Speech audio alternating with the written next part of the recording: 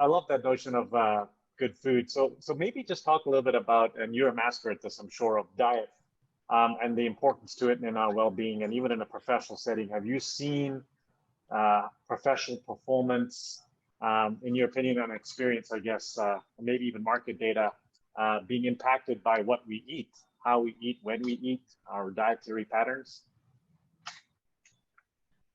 I'll say yes to all of those.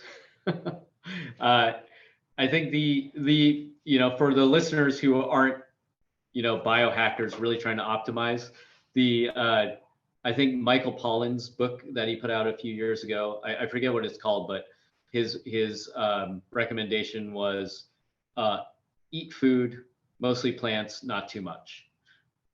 And if you can do those things, you've won 80% of the battle. Like that'll help you it'll make sure you put nutritious food in your body. It'll make sure that you are eating things that are nourishing in the long term.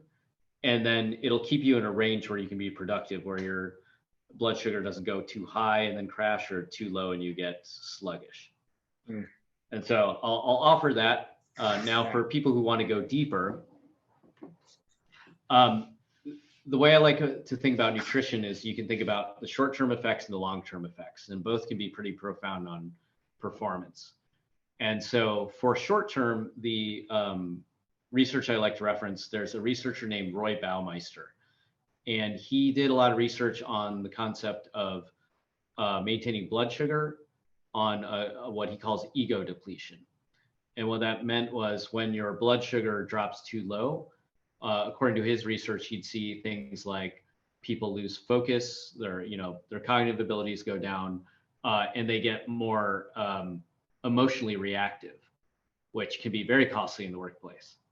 So if you've heard the concept of someone being hangry, where it's like a combination of hungry and angry, like that's a real physiological thing. So that's the short term. Longer term, things like your body composition, for example. Your body composition affects your rates of certain hormone production, which will affect things like cognition. Additionally, your body composition, the way you carry your weight, can affect whether you have musculoskeletal issues or not. And musculoskeletal issues are one of the most widespread chronic conditions across all of us office workers.